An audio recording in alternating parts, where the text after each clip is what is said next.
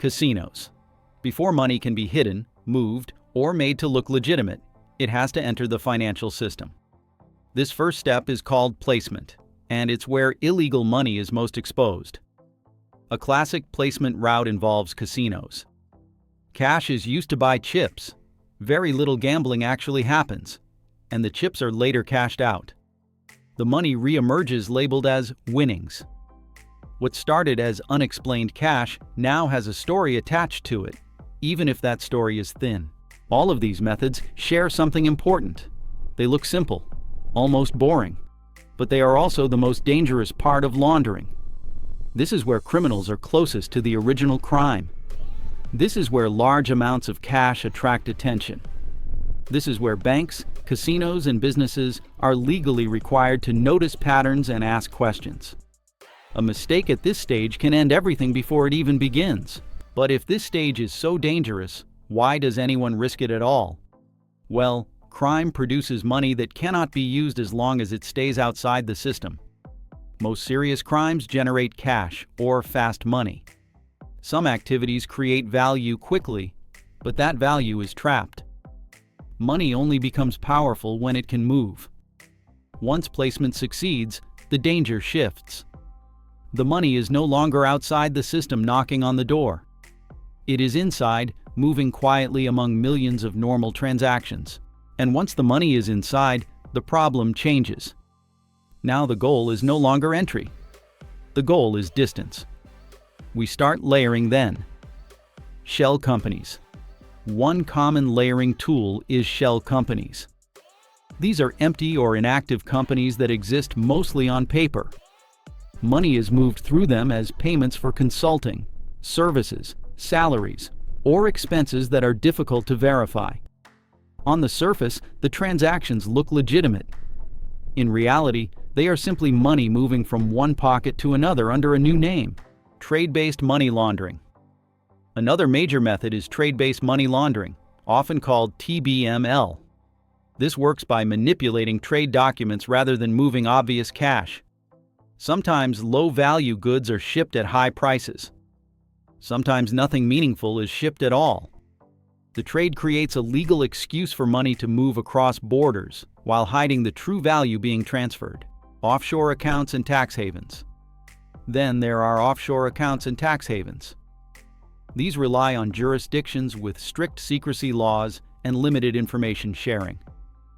Ownership is hidden behind layers of companies, trusts, or nominees. The money is still there, but the person controlling it becomes harder to identify. Some systems avoid banks entirely. Hawala and other informal value transfer systems move value through networks of trusted brokers. Money does not physically cross borders in the usual way. A payment in one place is matched by a payout in another, based on trust and records kept outside the formal banking system. All of these methods share the same purpose. But even after all this movement, the money still cannot be openly used. So after all this effort, what is it actually building toward? Well, layering works not because it is legal, but because it is overwhelming. Financial systems are built to process enormous volumes of transactions quickly. Investigators do not follow money in real time the way criminals move it. This is the key imbalance. While criminals move forward, investigators work backward. This is why layering has limits. Eventually, all this movement has to lead us to the final stage: integration. This is the point where it stops looking suspicious and starts looking earned. Real estate. One of the most common integration methods is real estate. Property can absorb large sums, prices can vary widely, and transactions already involve complex paperwork. A property is bought using laundered funds, held for a period of time, and later sold. When the money comes back out, it appears as a legitimate gain from a normal sale. Luxury assets. Another route is luxury assets. High-value items like cars, watches, jewelry, and yachts can be purchased and later resold through legal markets. These items hold value, are easy to explain, and move naturally among wealthy buyers. The resale turns hidden money into documented income. Cash-intensive businesses.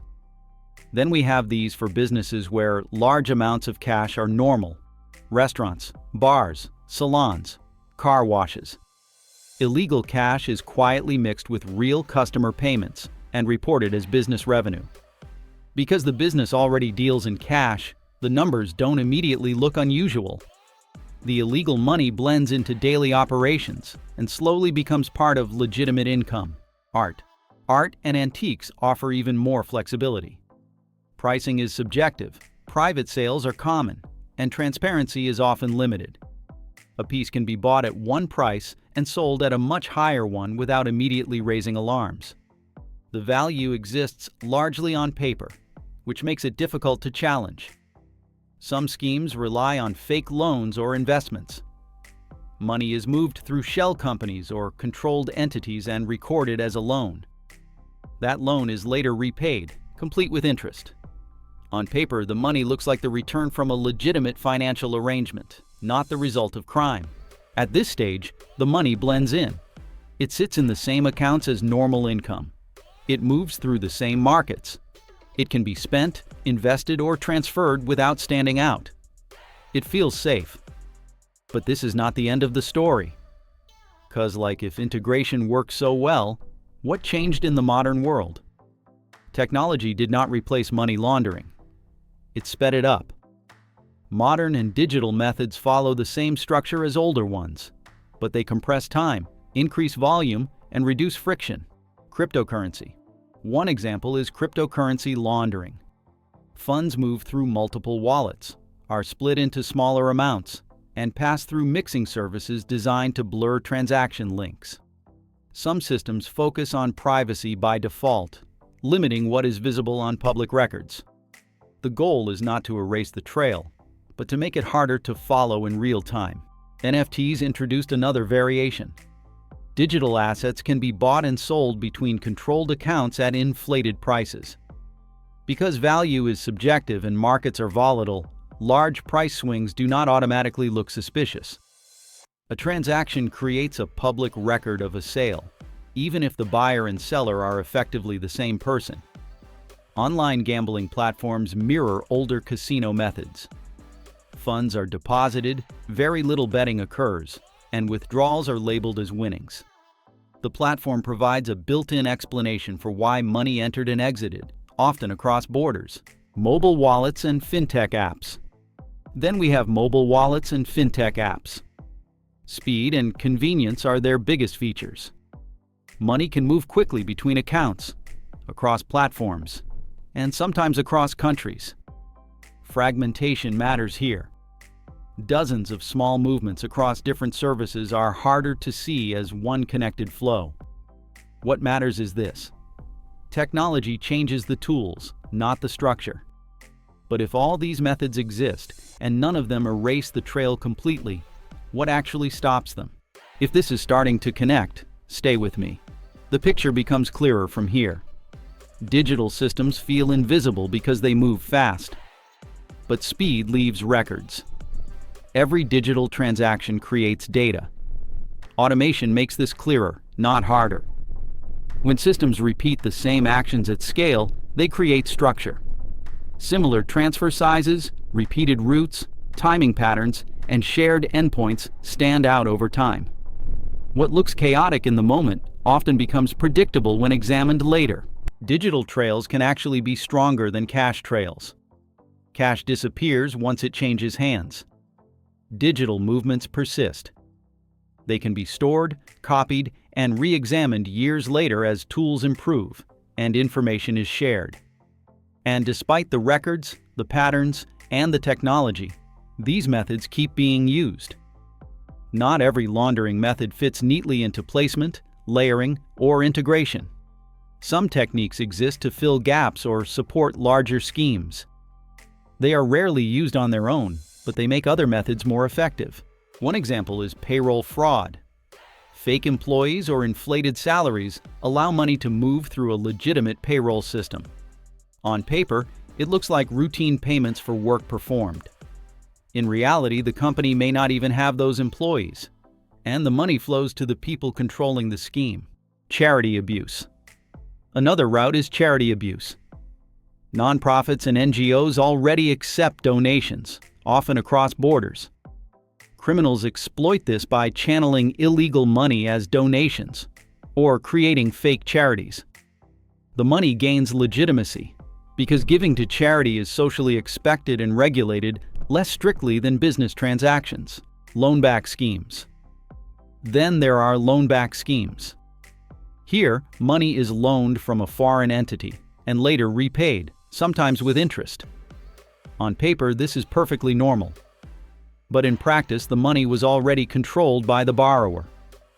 The loan gives it a plausible story and moves it through legal systems without triggering suspicion. These supporting methods often overlay the main techniques, making the overall laundering process smoother and more flexible. They are tools to adapt to risk, regulatory differences, or high scrutiny. So, if none of these methods are perfect, why do they keep being used? Money laundering does not need to succeed every time. It only needs to succeed sometimes. The system does not reward perfection. It rewards persistence.